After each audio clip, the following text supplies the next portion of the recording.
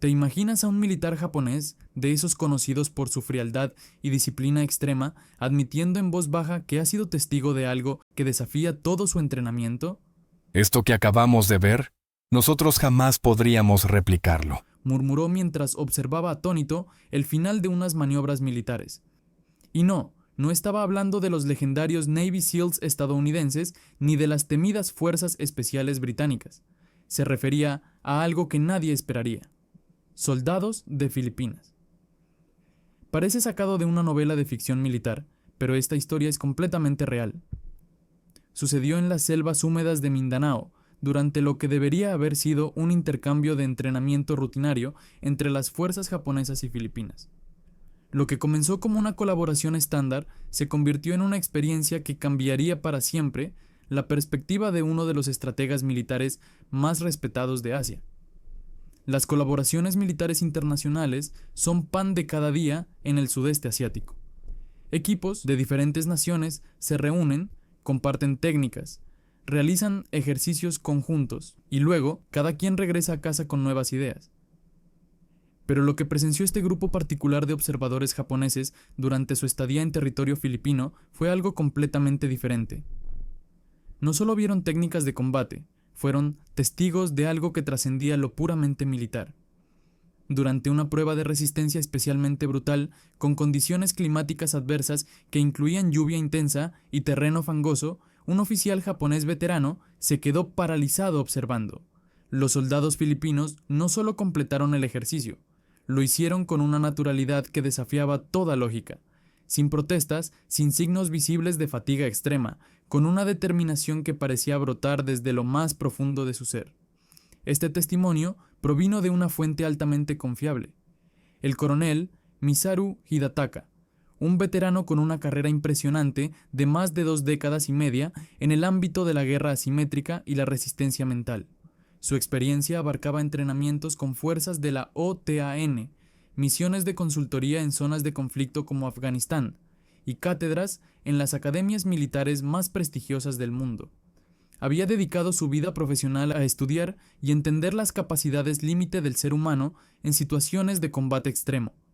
Creía conocer todos los secretos del entrenamiento militar de élite hasta que puso un pie en suelo filipino. Su experiencia allí no generó titulares mediáticos, ni declaraciones oficiales grandilocuentes, pero sí provocó una reflexión profunda que compartiría años después en círculos militares especializados. La expectativa inicial del coronel Hidataka era clara: llegaba como instructor, como el experto que vendría a enseñar nuevas técnicas, a aportar la famosa disciplina japonesa, posiblemente a ofrecer mejoras estratégicas basadas en su vasta experiencia internacional. La realidad resultó ser exactamente lo opuesto. En lugar de enseñar, se encontró aprendiendo lecciones que ningún manual militar había logrado transmitirle. Suscríbete si te gusta el video, porque lo que viene a continuación te va a sorprender aún más. Lo que más lo impactó no fueron las carencias evidentes en términos de equipamiento. Los soldados filipinos trabajaban con recursos limitados, reutilizando material que en otros ejércitos habría sido descartado hace años. Tampoco fue la falta de tecnología avanzada lo que capturó su atención. Fue algo completamente diferente: la carga emocional que cada soldado llevaba consigo y cómo esa carga, paradójicamente, los fortalecía en lugar de debilitarlos. Muchos de estos hombres y mujeres eran padres que habían dejado a sus hijos pequeños en casa, hijos que enviaban gran parte de su salario a familias rurales necesitadas, supervivientes de tifones devastadores que habían arrasado sus comunidades natales, veteranos de conflictos internos que habían marcado profundamente el territorio nacional. Cada uno cargaba historias personales de pérdida, sacrificio y superación. Sin embargo, en lugar de quebrarlos, estas experiencias parecían forjar en ellos una resistencia sobrenatural. En cada ejercicio militar, en cada grito de batalla que resonaba por las montañas, estos soldados demostraban una capacidad de entrega que superaba cualquier parámetro que Hidataka conociera.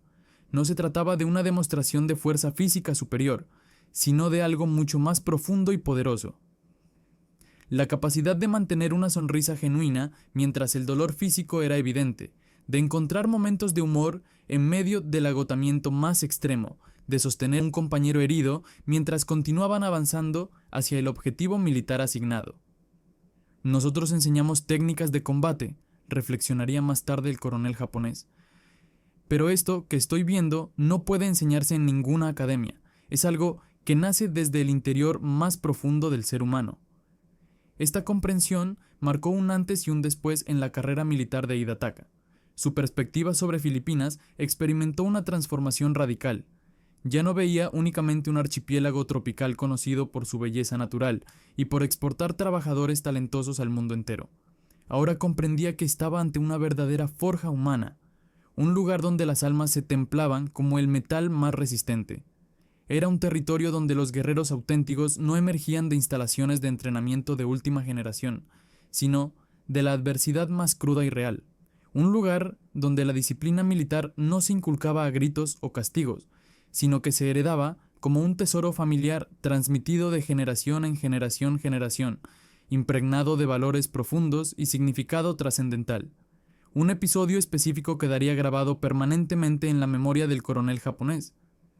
Durante un ejercicio de navegación nocturna particularmente desafiante, las condiciones meteorológicas se deterioraron drásticamente. La lluvia torrencial había convertido la pendiente montañosa en una superficie traicionera donde cada paso representaba un riesgo mortal. En medio de estas condiciones extremas, un soldado filipino novato perdió el equilibrio, se deslizó por la ladera empinada y cayó en un barranco profundo, sufriendo una luxación severa en el hombro derecho. Siguiendo cualquier protocolo militar estándar, el ejercicio debería haberse suspendido inmediatamente para atender la emergencia médica y garantizar la seguridad del personal. Pero lo que sucedió a continuación desafió completamente las expectativas del observador japonés.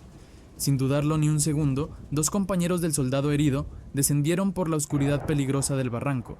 Improvisaron un sistema de rescate utilizando las cuerdas disponibles y extrajeron a su camarada lesionado. El aspecto más sorprendente fue que, lejos de dar por terminado el ejercicio, los tres soldados continuaron y completaron exitosamente todo el recorrido planificado. El soldado lesionado, a pesar del dolor evidente y la incomodidad extrema, no emitió una sola queja durante todo el trayecto restante. Su resistencia a tal dolor y su determinación de no convertirse en una carga para sus compañeros dejaron al coronel Hidetaka completamente asombrado. Cuando posteriormente le preguntó al soldado herido sobre su motivación para continuar en esas condiciones, la respuesta fue tan simple como poderosa. Señor, abandonar la misión no forma parte de nuestra naturaleza, fue la respuesta directa y sin elaboraciones del soldado filipino. Esas palabras, pronunciadas con una convicción absoluta, atravesaron todas las teorías militares que Hidetaka había estudiado durante décadas. Todos sus años de investigación académica especializada, todas sus certezas sobre lo que constituía la excelencia militar. No se trataba simplemente de orgullo profesional o patriotismo superficial. Era algo mucho más fundamental. Se trataba de identidad cultural profunda. La resistencia filipina no era una técnica de combate que pudiera enseñarse en manuales de entrenamiento o reproducirse en simulacros militares. Era cultura pura destilada durante siglos. Era fe inquebrantable.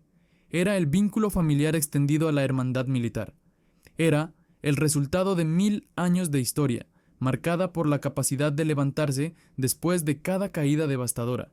Y quizás, reflexionaría más tarde Hidetaka, esa era precisamente la dimensión que el mundo occidental aún no comprendía completamente.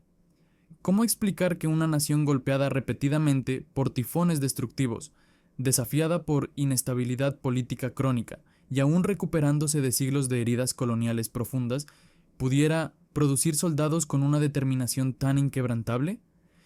¿Por qué hombres y mujeres que tenían tan poco en términos materiales seguían luchando con tanto corazón y dedicación? Hidetaka desarrolló una obsesión personal por encontrar respuestas satisfactorias a estas preguntas fundamentales.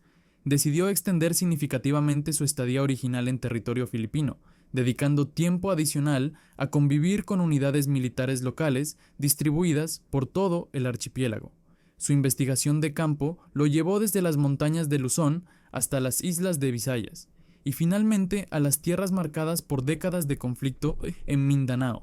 Lo que descubrió en cada región presentaba variaciones locales específicas, pero un hilo conductor permanecía inquebrantable en todos los lugares que visitó, una creencia profunda e inmutable en algo que trascendía la existencia individual. Durante una conversación silenciosa con un capellán militar en Zamboanga, Hidetaka descubrió que muchos soldados participaban en sesiones de oración colectiva antes de salir en misiones operativas. Pero estas oraciones tenían una característica particular que lo impactó profundamente. No pedían protección personal ni supervivencia individual. En cambio, solicitaban fortaleza espiritual para cumplir con su deber, sin importar las consecuencias personales. Ni una sola de esas oraciones se centraba en el regreso seguro a casa. Todas se enfocaban en el servicio desinteresado, en el sacrificio consciente, en el cumplimiento del propósito asignado, y ahí fue donde Hidetaka finalmente comprendió el secreto que ningún libro de texto militar había logrado enseñarle durante toda su carrera profesional. Comenzó a documentar meticulosamente sus observaciones, no para presentar informes oficiales al ejército japonés, sino para su propio proceso de comprensión personal. Durante las noches, trabajando bajo la luz tenue de velas o el rumor constante de generadores eléctricos, escribía reflexiones en su cuaderno personal de campo. Los soldados filipinos no luchan porque se les ordene hacerlo, luchan porque eligen hacerlo conscientemente, escribió en una de sus entradas más memorables. Documentó historias de madres que esperaban pacientemente en hogares humildes, de niños pequeños que dibujaban retratos de sus padres uniformados, de soldados que regalaban sus botas militares a niños descalzos en aldeas remotas de las montañas. Cada entrada en su diario se volvía progresivamente más personal, más emocional, más reverente hacia lo que estaba presenciando. Ya no era simplemente un observador militar externo analizando técnicas de combate. Se había convertido en un testigo privilegiado de algo mucho más profundo y significativo. Y conforme las semanas se extendieron hasta convertirse en meses de investigación intensiva, algo comenzó a transformarse internamente en él, algo que ni su uniforme de alto rango ni su estatus militar podían protegerlo de experimentar. Comenzó a formularse preguntas existenciales que nunca antes se había atrevido a considerar seriamente. ¿Qué elementos específicos hacen que un guerrero sea verdaderamente grandioso? Era posible que en las islas remotas de un país frecuentemente pasado por alto por la comunidad internacional, hubiera encontrado respuestas que el mundo entero necesitaba desesperadamente escuchar. El coronel Masaru Hidetaka no había sido nunca una persona especialmente sentimental. En la tradición militar japonesa, las emociones se consideran frecuentemente una distracción peligrosa, algo que debe controlarse rigurosamente, compartimentalizarse eficientemente. Sin embargo, mientras se sentaba en un banco de madera desgastado, fuera de una capilla de campaña modesta en Bukidnon, observando a un grupo de soldados filipinos limpiar meticulosamente sus rifles mientras tarareaban una canción tradicional de Mindanao, sintió una conmoción en su pecho que no podía explicar racionalmente. Había llegado a Filipinas como un escéptico profesional. Había leído exhaustivamente los informes oficiales sobre las fuerzas armadas locales, presupuesto militar insuficiente, equipamiento obsoleto, conflictos internos prolongados en Mindanao. Filipinas no representaba exactamente un modelo de excelencia militar moderna según los estándares internacionales convencionales, pero lo que esos informes técnicos nunca lo habían logrado capturar era el elemento más crucial: el alma colectiva de estos combatientes. Recordaba vívidamente a un cabo particular llamado Jason, un hombre delgado con ojos profundos como pozos y una cicatriz prominente que atravesaba su sien derecha. Jason no hablaba mucho durante las actividades grupales, pero cada vez que la unidad se movilizaba para una operación, invariablemente era el primero en cargar el equipamiento más pesado y el último en sentarse a comer. Durante un ejercicio militar conjunto que incluía soldados japoneses y estadounidenses, Jason observó a un recluta japonés joven luchando desesperadamente por cruzar una zanja inundada de agua fangosa. Sin la menor hesitación, Jason regresó atravesando las aguas sucias, cargó al recluta extranjero en su espalda y lo transportó hasta el otro lado, empapado completamente, sonriendo ampliamente, aparentemente sin sentirse molesto por el sacrificio personal. Posteriormente, Hidetaka lo confrontó directamente sobre sus motivaciones. ¿Por qué hiciste eso? Él no es responsabilidad tuya. Jason lo miró con expresión genuinamente confundida, como si la pregunta no tuviera sentido lógico. Pero sí lo es, respondió simplemente. Ahora, luchamos juntos. Eso automáticamente lo convierte en mi hermano. Esa declaración permaneció resonando en la mente de Hidataka durante días completos. Gradualmente, comenzó a comprender que la mayor fortaleza de las Fuerzas Armadas filipinas no residía en sus armas sofisticadas ni en sus estrategias elaboradas. Se encontraba en la manera fundamental en que estos soldados se percibían mutuamente. La hermandad militar no se enseñaba formalmente en este lugar, se heredaba naturalmente como parte de la cultura organizacional. Su siguiente destino fue Baguio, donde se unió temporalmente a los cadetes de la Academia Militar de Filipinas. El ambiente era considerablemente más frío y estructurado que las selvas tropicales de Mindanao. Sin embargo, el espíritu fundamental permanecía completamente intacto. Observó a los futuros oficiales ejecutar ejercicios de entrenamiento en el silencio brumoso de las madrugadas montañosas. Sus uniformes completamente empapados por el rocío matutino, sus rostros marcados por una determinación férrea, y aún así, seguían bromeando entre ellos, riendo espontáneamente, cantando, mientras corrían por los senderos empinados. ¿Qué tipo de guerrero encuentra la energía para cantar durante el entrenamiento físico más exigente? ¿Qué clase de soldado descubre momentos de alegría genuina en medio del dolor físico intenso? Planteó estas preguntas a un instructor veterano, un mayor experimentado llamado Santalán, quien había servido durante el asedio de Marawi y había presenciado algunos de los combates urbanos más intensos en la historia moderna filipina. La respuesta de Santalán fue tan profunda como reveladora. Se ríen porque conocen íntimamente el dolor, explicó Santalán con la sabiduría de quien ha visto demasiado. Y cuando has crecido conviviendo diariamente con las dificultades más extremas, aprendes que la risa no representa debilidad emocional, es una estrategia de supervivencia esencial. Esa noche, en su barraca temporal, Hidataka escribió nuevamente en su cuaderno personal de reflexiones: en Japón, perfeccionamos meticulosamente la forma técnica. En Filipinas, dominan completamente el fuego interior. Comenzó a sentirse insignificante comparado con la profundidad de su propio conocimiento previo. Todas las escuelas de guerra prestigiosas, todos los seminarios especializados, todas las sesiones estratégicas de alto nivel, nada de ello lo había preparado adecuadamente para comprender la profundidad espiritual del alma combatiente filipina. Había algo ancestral presente en este lugar, algo sagrado y trascendental, como si la tierra misma hubiera enseñado durante milenios a estos hombres y mujeres la capacidad fundamental de resistir cualquier adversidad. Pero la experiencia no era completamente romántica ni idealizada. Hidataka también presenció las grietas evidentes en el sistema, las carencias materiales dolorosas, las largas jornadas laborales extenuantes, la presión emocional constante. Escuchó el testimonio directo de un teniente joven que tuvo que suturar personalmente su propia herida de combate durante una patrulla remota donde no había personal médico disponible en kilómetros a la redonda. Conoció personalmente a una viuda militar que todavía llevaba las placas de identificación de su esposo fallecido colgando de su cuello, manteniendo los ojos secos por fuerza de voluntad, pero con las manos visiblemente temblorosas por la emoción reprimida. Estas no eran narrativas épicas de gloria militar cinematográfica, eran historias reales de sacrificio personal, de entregar absolutamente todo lo que se posee, frecuentemente sin recibir reconocimiento público alguno.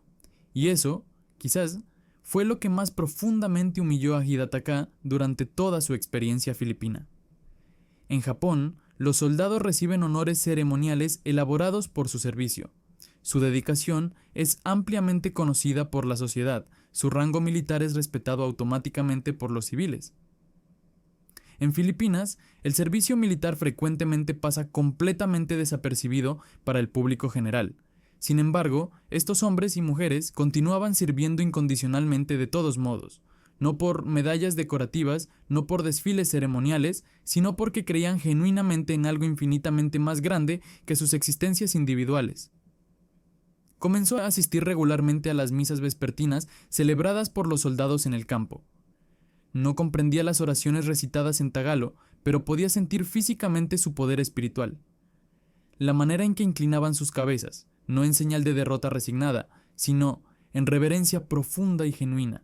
La forma en que cantaban los himnos, con las manos puestas sobre sus corazones, elevando sus voces no desde el miedo paralizante, sino desde una fe inquebrantable en algo superior. No se trataba exclusivamente de religiosidad tradicional. Era, fundamentalmente, una cuestión de confianza absoluta. Confianza en algo que trascendía las balas y los rangos militares jerárquicos. Confianza en el destino, en el deber moral, en la divinidad. Una tarde, mientras se preparaban para el ejercicio militar conjunto final en Nueva Écija, Hidetaka se acercó al general Cortés, el comandante de las Fuerzas Armadas Filipinas, quien había sido su anfitrión durante toda la estadía. Se encontraban parados sobre una colina estratégica, contemplando el sol que se desangraba lentamente contra el horizonte, proyectando una luz dorada espectacular sobre el campo de entrenamiento donde los soldados practicaban maniobras de combate cercano. Sus hombres, comentó Hidetaka lentamente, eligiendo cada palabra con cuidado extremo, entrenan de una manera completamente diferente a cualquier cosa que haya presenciado en mi carrera, no porque los fuercen a hacerlo, sino porque genuinamente desean hacerlo. Necesito comprender las razones fundamentales detrás de esta motivación. El general lo observó durante un momento prolongado, evaluando la sinceridad de la pregunta. Luego pronunció palabras que cambiarían completamente la perspectiva mundial de Hidetaka. Porque, coronel, ellos comprenden perfectamente lo que significa luchar por una patria que todavía necesita sanación profunda, y saben que si ellos no permanecen firmes en sus posiciones, ¿quién más lo hará? Esa respuesta impactó con más fuerza que cualquier explosión de artillería. No se trataba de nacionalismo superficial o patriotismo manipulado, era una cuestión de responsabilidad personal, consciente y asumida voluntariamente. Cada soldado filipino cargaba no solamente un rifle de asalto, sino también la responsabilidad emocional de proteger un país que frecuentemente los había decepcionado institucionalmente, pero al cual nunca habían dejado de amar incondicionalmente. Mientras comenzaba el ejercicio final, Hidetaka observó a las tropas filipinas moverse con una precisión técnica impecable, una gracia natural sorprendente y un tipo de intensidad primitiva que parecía ancestral, como guerreros forjados literalmente desde el fuego volcánico y las inundaciones tropicales. En ese momento culminante, finalmente comprendió la verdad completa. No, el soldado filipino no era el más avanzado tecnológicamente a nivel mundial, no era el que contaba con más recursos materiales disponibles, pero representaban algo infinitamente más valioso y escaso. Estaban impulsados por una causa trascendental. Y ningún entrenamiento militar en el mundo, ninguna simulación computarizada, ninguna aula académica podría replicar jamás esa motivación auténtica. El mundo los había pasado por alto durante demasiado tiempo, juzgándolos superficialmente por su equipamiento, no por su determinación interior. Hidetaka había sido testigo de la verdad, y ahora no podía borrar esa visión de su mente. Suscríbete si te gustó el video, porque esta historia demuestra que la verdadera fuerza militar no se compra con dinero, se forja en el corazón.